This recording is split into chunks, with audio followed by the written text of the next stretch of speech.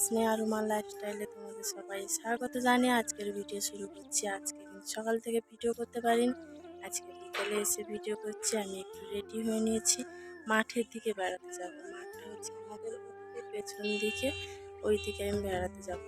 তো তোমরা সবাই কেমন আছো? আশা করি তোমরা সবাই ভালো আছো, আমিও ভালো আছি। ভিডিওটি ভালো লাগলে কন্টিনিউ শেষ অবধি দেখতে থাকো, অবশ্যই ভালো লাগবে।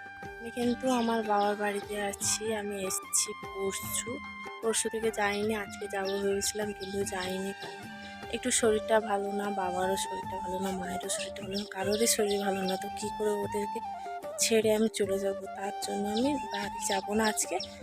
এমনি বিকালে একটু রেডি হয়ে নিয়েছি, মাঠের দিকে যাব আমার মেয়েকে নিয়ে। বাবা একটু গেছে বেড়াতে, তো আমি একটু যাব।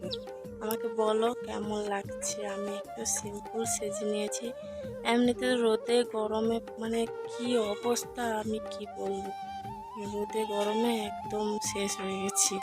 এদিকে গরমে এমনিতেই কালো, তারপরে আরও কালো হয়ে যাচ্ছি রোদের তাপে। এই যে রোদের তাপ, কি যে হবে। প্রত্যেক দিন গরমই বাড়ছে, কমছেই না। কোথায় যাব বলো? তো বন্ধুরা, আমি প্রথমে তোমাদের কাছ থেকে ক্ষমা চেয়ে নিচ্ছি, কারণ আমি কন্টিনিউ ব্লগ দিতে পারছি না।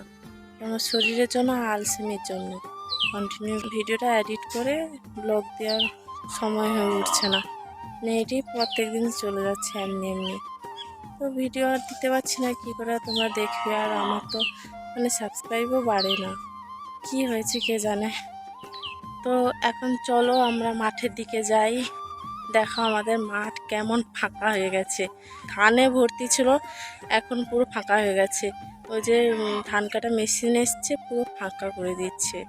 কয়দিন যাচ্ছে গরমে তো কেউ আমার বাবারও তো চাষি, লোকের ঘরে ধান কাটতে আর যায়, ওদের আর দরকার নেই, কারণ মেশিন চলে এসছে। গরমে কেউ কাটতেই তো পারছে না, এত রোদ তো সহ্য করতে পারছে না। 11টার পরে তো কেউ বেরোতেই পারছে না, এর জন্য মেশিন চলে এসছে, সবার ঘরে মেশিনেই কেটে নিচ্ছে, কারোর ঘরে আর লোক করে আর কাটছে না। তো দেখো, তোমাদের দেখাবো কীরকম ফাঁকা হয়ে গেছে। আমাদের মাঠ থেকে এই রাস্তা দিয়ে যেতে হয় একটু সামান্য। এটা হচ্ছে দুই দিকে ফিশারি, আমাদের বাড়ির ফিশারি দিয়ে মাছ দিয়ে গেলে আমাদের মাঠ সামনেই পড়ে। তো সব দিকে দেখতেই পাচ্ছ চারিদিকে ফাঁকা হয়ে গেছে। এই পাশে ফিশারির কাছে একটা মাঠ শুধু ধান আছে, ওটাও পেকে গেছে। ওটা জানি না হাতে কাটবে কি মেশিনে কাটবে জানি না। বর্তমানে ওই যে দূরে সবগুলো মায়ে দিয়ে কেটে নিয়েছে মেশিন দিয়ে। দেখো কত সুন্দর লাগছে, ধানের সোনালি রঙের ধানটা খুবই সুন্দর লাগছে বলো।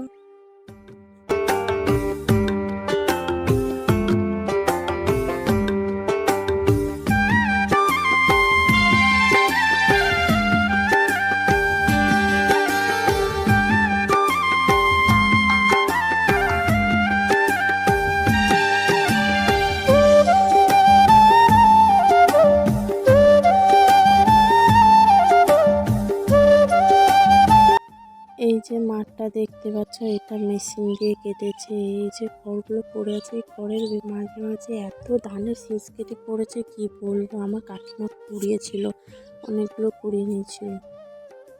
এই যে পাশের জমিটা দেখতে পাচ্ছ, এটা হাতে কেটেছে আর এটা মেশিন দিয়ে কেটেছে। তো পাশের জমি ধানটা দেখো কত সুন্দর লাগছে দেখতে। এইগুলো কি ধান আপাতত আমি জানি না, কেউ যদি ধান চেনো অবশ্যই কমেন্ট করে জানাবে।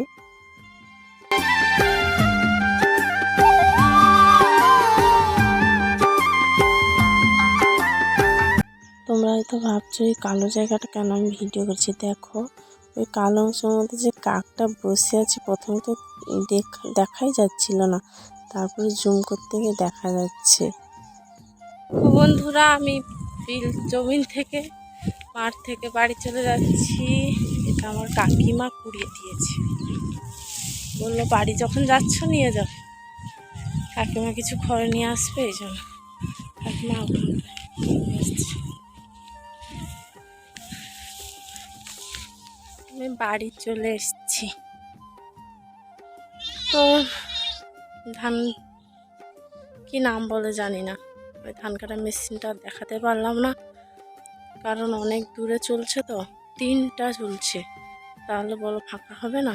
চারিদিক ফাঁকা হয়ে গেছে, ট্রেনটা যদি চলে। ওইদিকে ট্রেনটা চলছে তো, অনেক দূরে চলছে, এই জন্য দেখাতে পারিনি, তাই বাড়ি চলে এসেছি।